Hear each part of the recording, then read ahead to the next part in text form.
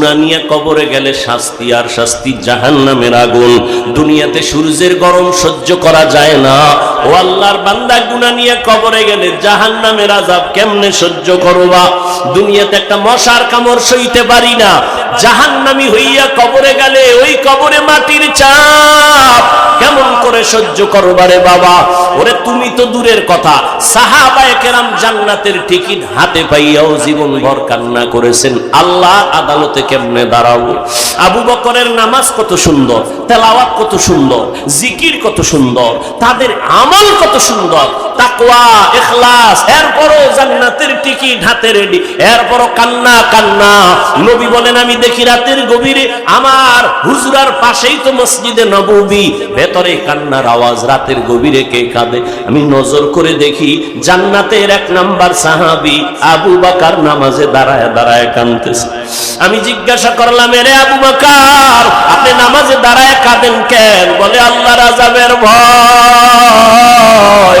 হাসরের ময়দানে নারী আর পুরুষগুলো উলঙ্গ দাঁড়াবে কিয়ামতের মাঠে, সূর্যের গরমে মাথার মগজগুলো টাস টাস করে ফেটে যাবে, জমিনটা হয়ে যাবে সূর্যের গরমে তামা। অন্যদিকে জাহান্নামের আওয়াজ, অন্যদিকে আমার মাওলা পাকের কুদরতি কাহ্হারিয়তের আওয়াজ, রাগান্বিত আওয়াজ। আল্লাহ পাক রাগ হয়ে আওয়াজ দিবেন, লিমানিল মুলকুল ইয়াউম লিল্লাহিল ওয়াহিদিল কাহ্হার। আমার আল্লাহ পাকের কুদরতি রাগান্বিত আওয়াজে হাসরের ময়দানটা থরথর করে কেঁপে উঠবে। নবী চোখের পানি ছেড়ে কাঁদেন, আবু বকর কান্না করেন, নবীরা পর্যন্ত হাসরের ময়দানে বেকারার হয়ে যাবে কান্নায়। মানুষগুলো উলঙ্গ দাঁড়াবে। ও আল্লাহর বান্দারা, জীবনে চালাকি তো কম করো নাই, নফসের ধোকায় তো গুনাহ কম করো নাই। মনে চাইছে নামাজ পড়বি না, পড়ো নাই। মনে চাইছে বেপরদায় আড্ডা দিবি, দিয়েছো। মনে চাইছে সারা রাত মোবাইল চালাবি, চালাইছো। মনে চাইছে চুরি করবি, বলেছে ডাকাতি করবি, ডাকাতি করেছো। মন বলেছে বুড়া মানুষের সাথে বেয়াদবি করবি, করেছো। মন মতো জীবনটারে তো কম চালাও নাই। এখন পায়ে হাত রেখে বলে একটু ফিরিয়া আসো, জীবনে যত করছো এখন ফেরো আর তওবা করো। মনে মনে আমার আল্লাহকে ডাকো আর বলো, হে আল্লাহ, জীবনে গুনাহ করে নষ্ট করে ফেললাম, আমার গুনার কারণে হাত না পাক, চোখ না পাক, জিহ্বা না পাক, অন্তর না পাক। আল্লাহ কত নামাজ ছাড়লাম, বেপরদায় চললাম, দাড়ি কাটলাম। ও আল্লাহ, আজকে থেকে তওবা করে নিলাম, আর গুনাহ করব না, দাড়ি কাটবো না, বেপরদায় চলবো না, মা বাবাকে কষ্ট দিব না।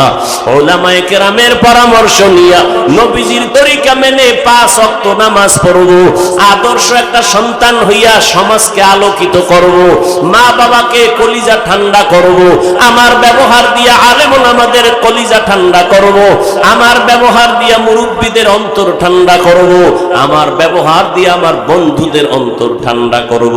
আমি কারো বরদোয়ার পাত্র হব না। এমন ভাবে আমার আল্লাহর কাছে যদি বলিয়া তওবার নিয়ত করতে পারো, দুফোঁটা চোখের পানি ছেড়ে দাও, জীবনের সব গুনাহ মাফ হয়ে যাবে। জানি না কার অন্তর তৈরি হবে তওবার জন্য, কার কপাল পুড়ে যাবে জানা নাই। আগামীকাল বেঁচে থাকার গ্যারান্টি নাই রে যুবক। ও মা বোনেরা, তওবা করেন, আর বেপরদায় চলবেন না, স্বামীর মাল আর খেয়ানত করবেন না, মোবাইলে সময় নষ্ট করবেন না, নামাজ আর বন্ধ রাখবেন না, কারো সাথে বেপরদায় চলবেন না।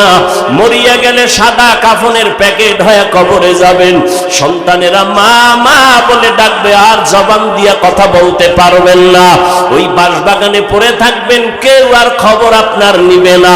অতএব ভালো সন্তান যদি রেখে যাইতে পারেন, ওই সন্তান ডাক্তার হলেও কোরআন পড়িয়া পড়িয়া দোয়া করবে, ইঞ্জিনিয়ার হলেও কোরআন পড়ে দোয়া করবে, প্রফেসর হলেও কোরআন পড়ে দোয়া করবে, চাকরির চেয়ারে বসিয়াও কোরআন পড়ে দোয়া করবে, ব্যবসার জায়গায় বসিয়াও দোয়া করবে।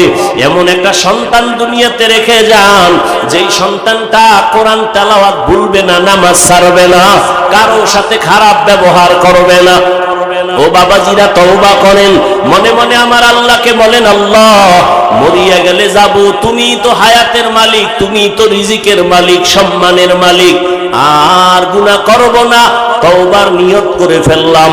যদি খাঁটি অন্তরে তওবার নিয়ত কারো থাকে, দুটো হাত আমার মাওলাকে দেখাইয়া দাও। আয় আল্লাহ, আমাদের হাতগুলো কবুল করে নেন, তওবা কবুল করে নেন, আদর্শ গুণের মানুষ হওয়ার তৌফিক আমাদের দান করেন। আয় আল্লাহ, গুনাহের প্রতি ঘৃণা জমায়ে দেন। আল্লাহ পাক কোরআনে বলতে গিয়া কেমন যেন একটু আমাদের বিবেকের উল্টা বলেছেন। আল্লাহ বলেন, আমি এমন রহমান, আমি কোরআন শিখাইছি, তারপরে বলেন আমি মানুষ সৃষ্টি করেছি। অথচ বাস্তব তার উল্টা। আল্লাহ আমাদের আগে সৃষ্টি করছেন, তারপরে আমরা বড় হইয়া কোরআন শিখছি। আমাদের দৃষ্টিতে বাস্তব তাই, আমরা আসছি, সৃষ্টি আমাদের আগে, শিক্ষা পরে। আর আল্লাহ কয় না, আমি আগে কোরআন শিখাইছি, তারপরে মানুষ বানাইছি। বুঝেননি? প্যাচ বুঝেননি? না বুঝলে আর কি বয়ান শোনাবো আপনাদের? আল্লাহ বলেন, আমি এমন রহমান, আর রহমান আল্লামাল কুরআন খালাকাল ইনসান। এই কয়টা আয়াত তো আপনারা কোরআন না পড়লেও পারেন না? কোরআন কত মজা! এমন একটা কিতাবে কোরআন। আবার এই কোরআনের মধ্যে সূরাতুর রহমান বড় দামি একটা সূরা। রহমতের নবী একবার জিনদেরকে তেলাওয়াত করে কোরআনের সূরা শুনাইছেন। পরিপূর্ণ একটা সূরা আল্লাহর নবী শুনাইছেন, এটা হলো সূরাতুর রহমান। কেউ যদি জোহরের নামাজের পর আর রহমান সূরার তেলাওয়াত করে, জীবনে তাকে কোনোদিন কুফরি তাবিজ আর কোন জিনের আসর ধরবে না। সূরা রহমান। পর্দার আড়ালের মা বোনেরা, আপনারা এই সূরাটা পড়বেন ফজরের নামাজের পরে, সূরা ইয়াসিন তেলাওয়াত করবেন জোহরের পরে, সূরাতুর রহমান। আসরের নামাজের পরে সূরা দুখান অথবা সূরা নাবা তেলাওয়াত করেন। আম্মা ইয়াতাসাআলুন আনিন নাবাইল আযীম আল্লাযী হুম ফীহি মুখতালিফুন। মাগরিবের নামাজের পরে সূরাতুল ওয়াকিআ পড়বেন। আংটি লাগাইছে, পাথরের আংটি, 5 আঙ্গুলে 10টা, কিও কয় ধনী হওয়ার পাথর।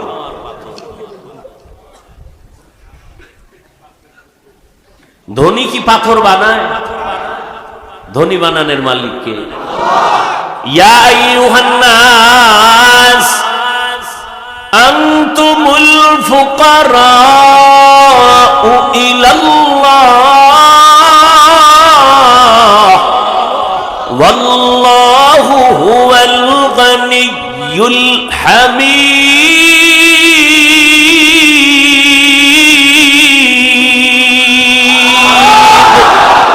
در توکل میکنی هر صبح و شام میرساند رزق تو از لامقام। আল্লাহ বলেন, ও মানব জাতি, তোমরা সবাই ফকির। আনতুমুল ফুকারাউ ইলাল্লাহ, আর আমি হলাম ধনী। শুধু ধনী না, আমি হলাম প্রশংসিত ধনী। দুনিয়াতে ধনী আছে কিন্তু প্রশংসিত ধনী নাই, সব ভেজালিয়া ধনী। মাদ্রাসায় টাকা দিয়া কয়, জানেননি মাদ্রাসা আমি বানাইছি। মসজিদে দান কইরা কয়, আমার নাম ক, নাইলে টাকা ফেরত দে। ঠিক নি? আল্লাহ বলেন, আমি প্রশংসিত ধনী। দুনিয়ার ধনীরা দিব দিব বলে দেয় না, যা দেওয়ার ওয়াদা করে তার 10 ভাগের 1 ভাগও দেয় না, আবার 1 ভাগ দিয়া তার 10 ভাগের খোটা দেয়। আর আল্লাহ বলেন, আমি দিতে চাই, দেওয়ার জন্য রাতের গভীরে প্রথম আসমানে আমি প্রতি রাত হাজির হয়ে যাই। এটা কি নতুন শুনলেন? আল্লাহ আসেন না প্রতি রাত্রে? প্রথম আসমানে প্রতি রাত আসেন। কখন আসেন? ফজর, জোহর, আসর, মাগরিব, এশা। অতি গভীর হয় রজনী যখন, নীরবে প্রভুর তখন। প্রভুর করুণা যদি পাইবারে চাও, গভীর রাতে উঠে প্রভুর গুণগান গাও। আল্লাহ বললেন আমি মানুষ পরে বানাইছি, কোরআন আগে শিখাইছি। খুব খেয়াল করেন, আমাদের বিবেক আর বাস্তবতাই দেখি না, না আমাদের সৃষ্টি আগে, তারপরে আমরা কোরআন শিখছি, শিক্ষা অর্জন করছি শিক্ষা পড়ে। আল্লাহ বলেন না আমি আগে মানুষ বানাই নাই, আগে আমি শিক্ষা কোরআন দিছি, তারপরে মানুষ বানাইছি। যদিও আমাদের বুঝের উল্টা হয়ে গেল, কিন্তু আল্লাহর কথাটাই সঠিক। বুঝার আমাদের দুর্বলতা। ফিআলুল হাকিম লা ইয়াখলু আনিল হিকমা, হাকিমের কোন কাজ কোন কথা হিকমত থেকে খালি না। আল্লাহ তাআলা কেন বললেন আমি আগে মানুষ বানাই নাই, আগে কোরআন শিখাইয়া তারপরে মানুষ বানাইছি? কেন আল্লাহ বললেন আমি আগে শিক্ষা দিছি তারপরে মানুষ বানাইছি? এই কথাটার জবাব দিয়ে আমি মুনাজাত দিয়ে দিব। ধৈর্য হবে নি? হবে?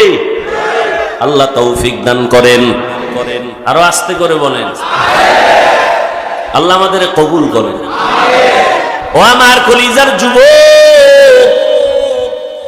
রহমতের নবী ১৫০০ বছর আগে একদিকে দুঃখ করেছেন, আবার যুবক পাইয়া নবী খুশি হয়ে বলেছেন বুড়ারা আমি মুহাম্মদের বিরোধিতা করেছে, যুবকেরা আমি মুহাম্মদের উপকার করেছে। আবু জাহাল নবীর দুশমন বুড়া, আবু লাহাব নবীর বিরোধিতা করে বুড়া, উতবা নবীর দুশমন বুড়া, সায়বা নবীর দুশমন বুড়া, আর নবীর যুবক বড় আপন 11 বছরের সন্তান হযরত আলী নবীর আপন হয়ে দাঁড়ায় গেল। 39 জন মুসলমান পুরুষ নবীর হাতে বর্তমানে কয়জন? আর অপরদিকে 11 জন মহিলা মুসলমান। গোপনে নবীর দাওয়াত, গোপনে নামাজ। হঠাৎ 27 বছরের যুবক তরবারি নিয়ে রেডি, আমার নবীর কল্লা কাটার জন্য রওয়ানা। 27 বছরের যুবক নবীকে জবাই করতে গিয়া কালেমা পড়িয়া 39-এর কোঠা পুরাইয়া মুসলমান 40 হয়ে গেছে। তরবারিটা হাতে নিয়ে বাইতুল্লাহর পাশে দাঁড়ায় কয়, এই মক্কার কাফের মুশরিকেরা, আয় মুহাম্মদের বিরুদ্ধে কথা বললে আর মুহাম্মদ লাগবে না, আমার তরবারি যথেষ্ট, আয়। বুড়া, এই বুড়া কয় বছর? 27 বছরের যুবক। নাম কি? এই যুবক 27 বছরের যুবক, এমন পাওয়ার এখন বেড়ে গেছে। যুবক যে রাস্তা দিয়া চলে ওই রাস্তায় শয়তান চলে না, দেখলেই পালায়। শয়তান দেখলেই কি কেমন ভাবা।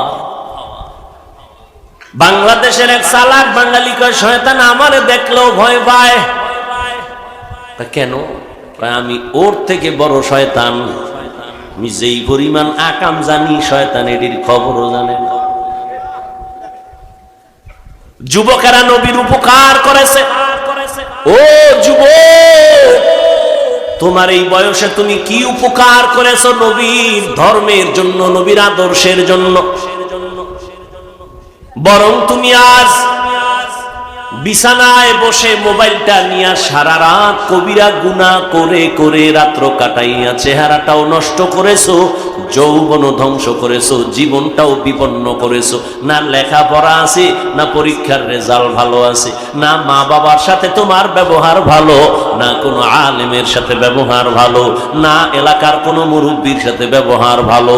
হিসাব মিলাইয়া দেখলাম তোমার পুরা জীবনটা সবার বরদোয়া। মোবাইল চালাইয়া চরিত্রটারে নষ্ট করেছ রে যুবক।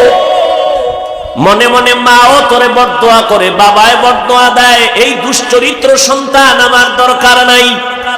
আলেম ওলামারাও বরদোয়া দেয়, শিক্ষক বরদোয়া করে, বেয়াদবি করেছ মোবাইলের কারণে। মুরব্বীদের সাথে তোর ব্যবহার ভালো না, বরদোয়া। জীবনে কামাই করলি কি রে যুবক? সবার বরদোয়া। এই তোর জীবন, মাত্র 25-30 বছর বয়স, এর মধ্যে দুনিয়ার অপরাধ করে শুধু বরদোয়াই নিলেই, আর মরে গেলে সবাই খুশি হবে। কেমন জীবন পাইলি যে তুই মরলে সবাই খুশি? এটা একটা জীবন। অথচ মদিনার রাসূল বলেন, যুবক আমার উপকার করেছে। কি করেছে? অথচ আবার তোমার মতোই তো যুবক, জীবনে মাদ্রাসায় পড়ে নাই, স্কুল কলেজে লেখাপড়া করে, রাস্তায় গাড়ি চালায়, কৃষিকাজ করে, তোমার মতোই যুবক, 5 বেলার নামাজ ছাড়ে না। নাই? তুমি তোমাকে জিজ্ঞেস করো, তুমি পারো না কেন? তোমার কপাল এত খারাপ কেন? মোনাজাতে সবাই কাঁদে, তোমার চোখে পানি নাই কেন? একটু জিজ্ঞাসা করো। তোমার কপাল এত কেন খারাপ? তোমার চোখে কেন কান্না আসে না? মোনাজাতে কাঁদো না কেন? মনে হয় গুনার কারণে আমার আল্লাহ বেজার। মুরব্বীদের বরদোয়া নিয়ে চলতেছো, ভয় ভয় ভয়, না জানি ঘুমের ঘরে আজরাইল এসে হাজির হয়। আর রাতের বেলা কানের মধ্যে হেডফোন লাগায় গান শুনো। ঘুমের মধ্যে যদি আজরাইল আইসা দেখে তোর কানে গানের তার লাগানো, একটু কি ভয় লাগে না? আমার আল্লাহর কাছে কেমনে দাঁড়াবি রে বান্দা? ও যুবক বাবা, পায়ে হাত রেখে বলি, রাগ করিও না রে বাবা। আমি তোমাকে কিন্তু বলি নাই, বলবো না যে স্কুল ছেড়ে দাও, কলেজ ছেড়ে দাও, চাকরি ছেড়ে দাও, ব্যবসা ছেড়ে দাও, মাদ্রাসায় যাও, বলি নাই, বলবো না, ভয় নাই। বরং আমি তোমার পক্ষে কথা বলি, মন দিয়া বলি, দোয়াও করি। স্কুলে পড়ো, কলেজে পড়ো, দোয়া করি তুমি একজন ডাক্তার হও, ইঞ্জিনিয়ার হও, প্রফেসর হও, একজন চাকরিজীবী হও, ব্যবসায়ী হও। তবে একটা দাবি আমার, বেয়াদব হইবা না। বেয়াদব হইও না, সাবধান। মানুষের বরদোয়া নিস না। মা বাবার বরদোয়া কিন্তু একটা আগুন, পুড়ে যাবি, শেষ। ঘরে ডাকাত আসলে ঘর পাওয়া যায়, মাল পাওয়া না গেল, কিন্তু আগুনে পুড়লে কিছু পাওয়া যাবে? কপাল পুড়িস না। মা বাবার বরদোয়া একটা আগুন, ওলামায়ে কেরামের মনের কষ্টর বরদোয়া বড় একটা আগুন, শিক্ষকের বরদোয়া বড় আগুন। পারলে দোয়া নে, না পারলে চুপ ভাবে চল, বরদোয়ার কাম করিস না। এখনো সময় আছে, মাথা নত করে তওবা কর। বরদোয়া নিও না রে বাবা। ডাক্তার হও, ইঞ্জিনিয়ার হও, বেয়াদব হইও না।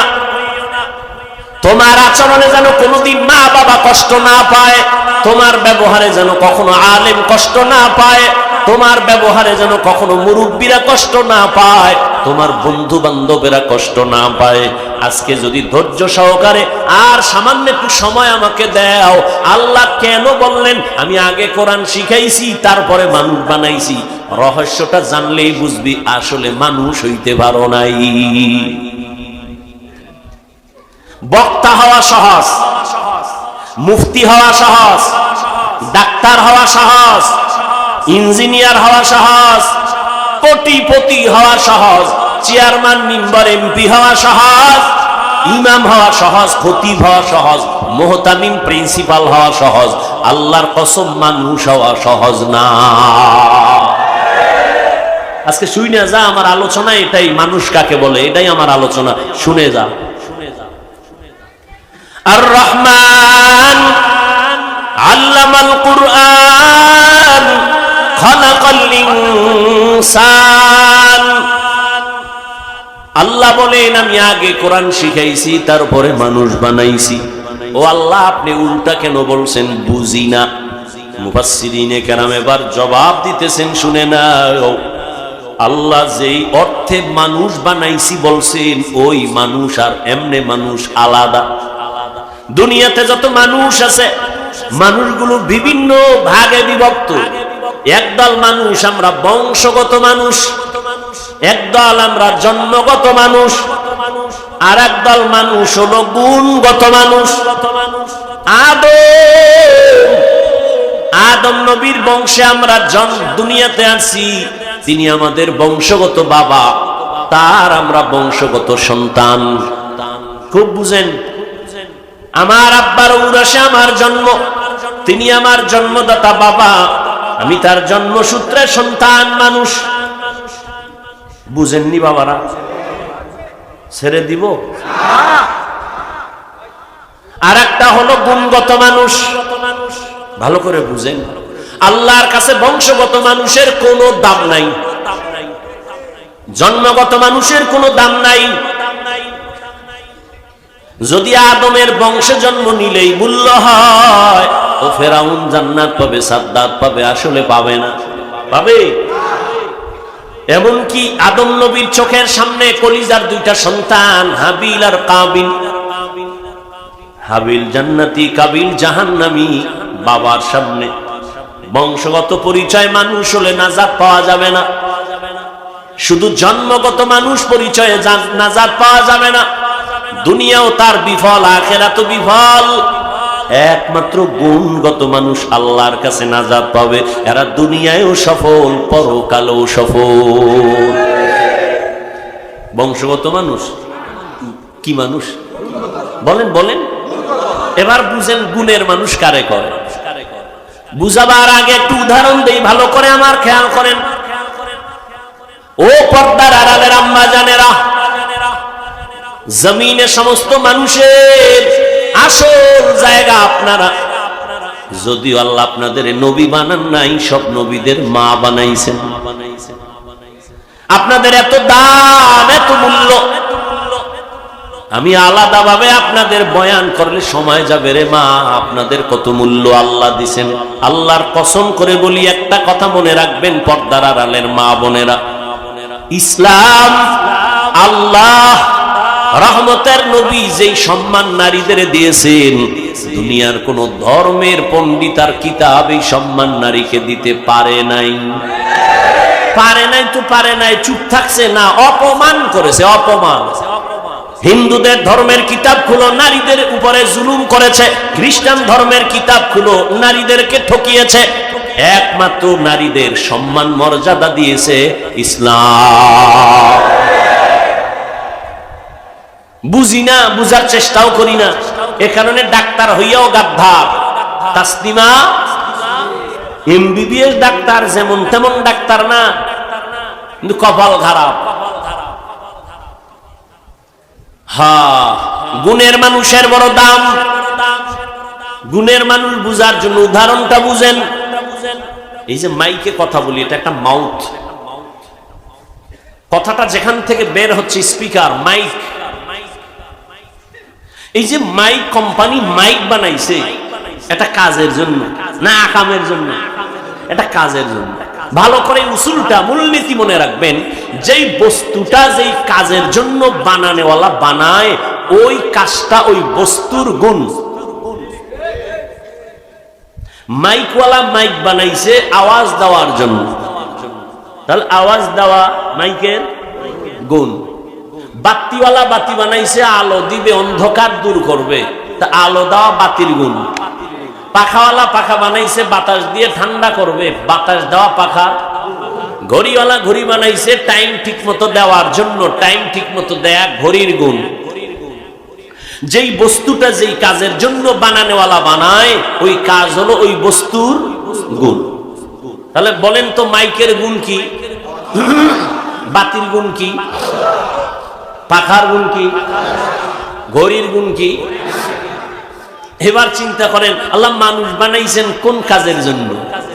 বিড়ি টানার জন্য, গাঞ্জা খাওয়ার জন্য, সারা রাত মোবাইলে চ্যাটিং করার জন্য, নারীদের ইজ্জতের উপরে হামলা করার জন্য।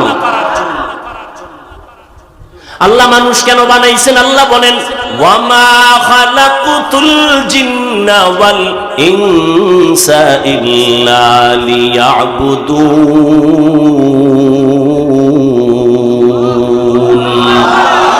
মা খালাকুতুল জিন্না ওয়াল ইনসি বাখাজুজ ইবাদাত নিস্তে মাকসুদ আজাহা।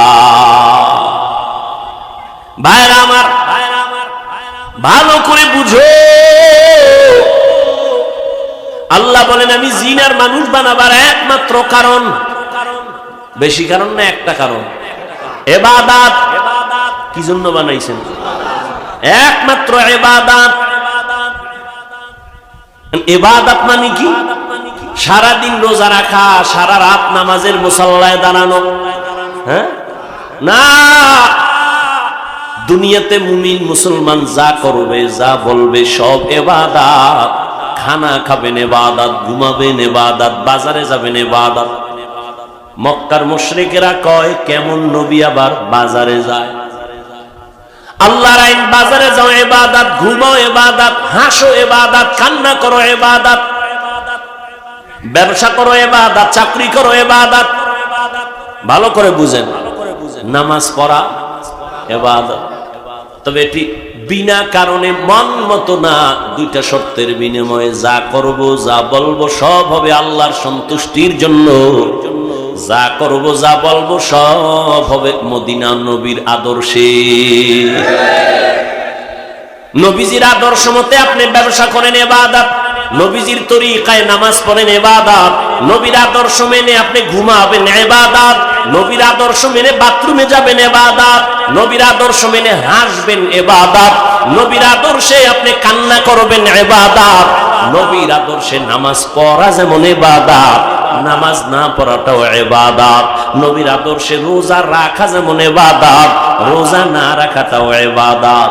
একজনে 30 রোজা রাখা আবেগ বাইরে গেছি, 12 মাস যদি আল্লাহ সুযোগ দিত 12 মাসই রাখতাম। তাই বলে কি ঈদের দিন রোজা রেখে ফেলি? হবে সওয়াব? কেন হবে না? কেন হবে না? নবীজির আদর্শে নাই। একজন আল্লাহর বান্দা মাগরিবের নামাজ 3 রাকাত ফরজের শেষে গিয়া পেরেশান হয়ে গেল, বেজোর কইরা লাভ কি? আরো 2টা সেজদা বাড়াইয়া আর 1 রাকাত পরে জোর বানায়া 4 রাকাত আল্লাহরে দিয়ে দেই, হবে? শুধু কি 1 রাকাত হবে না? সব বাদ, সব বাদ। আল্লাহ রাগ করে বলে, চালাকি কেন করলি? দাঁড়ায় আবার কানে ধর, আবার কানে ধর। কানে ধরি না? নামাজে দাঁড়াইয়া কানে ধরে না? তওবা কর, আল্লাহু আকবার বলবো কানে ধইরা। ও আল্লাহ, এতক্ষণ আমি মনে করছিলাম আমি বড়, আমার ক্ষমতা, আমার বাড়ি, আমার টাকা, আমার পয়সা, আমার আমার আমার। আল্লাহ কয় না, কানে ধইরা বল আল্লাহু আকবার। তুই বড় না, তোর টাকা বড় না, ক্ষমতা বড় না, ছেলে বড় না, মেয়ে বড় না, বরং তুই বড় দুর্বল।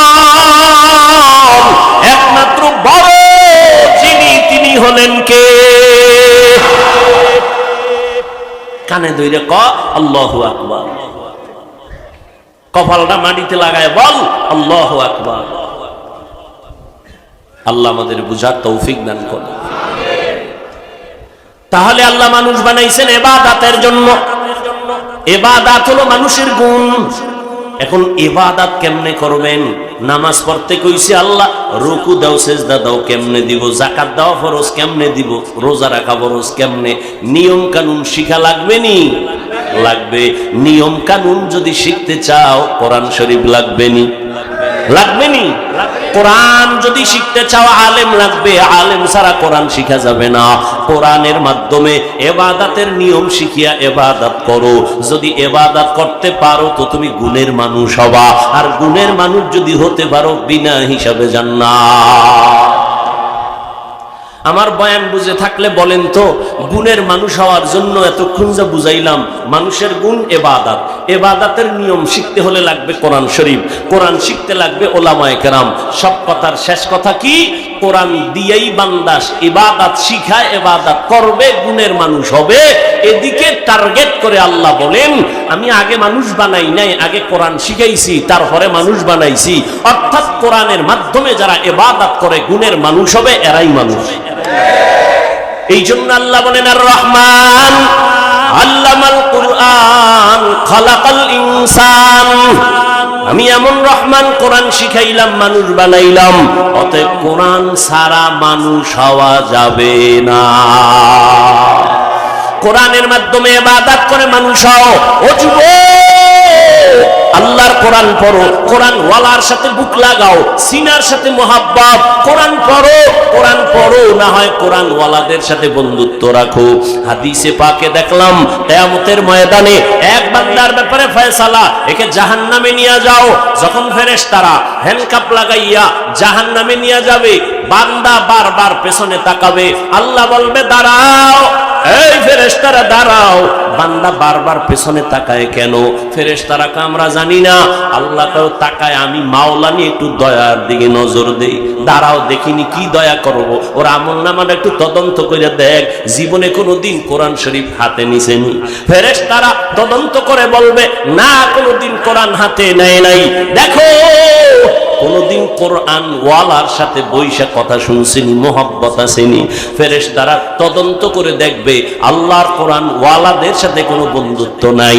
সর্বশেষ আল্লাহ বলবেন ও ফেরেশতা, এই বান্দার এমন একজন বন্ধু দেখো যেই বন্ধুর সাথে কোরআন ওয়ালার সাথে সম্পর্ক আসেনি। এমন একজন বন্ধু আসেনি যেই বন্ধুর সাথে কোরআন ওয়ালার সম্পর্ক। ফেরেশতারা বলবে হ্যাঁ, এই বান্দার একজন বন্ধু আছে, তার সাথে কোরআনওয়ালার সম্পর্ক আছে। আল্লাহ বলেন আমি রহমান, আমি রহিম, এর বরকতে তাকে জান্নাতে নিয়ে যাও। আতিনা ফি দারে দুনিয়া না হাসান, আতিনা ফি দারে উকবা না হাসান, ইয়া গিয়াসাল মুস্তাগীসিন ইহদিনা লিফতিখারা বিল উলুমে ওয়াল গিনা। ও পর্দার আড়ালের আম্মা জানেরা, ও বোনেরা, ও বাবাজিরা, ও যুবক বাবারা, আমিও তোমার মতো যুবক।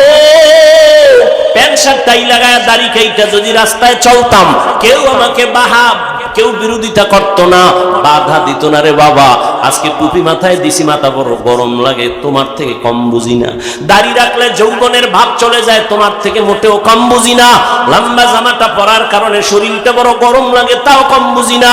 বরং এই দাড়ি টুপির কারণে কত গালি, কত বিরোধিতা, সব জানার পরও কেন টুপি ফালাই না, কেন দাড়ি ফালাই না, কেন নামাজ সারি না, বেপরদায় চলি না?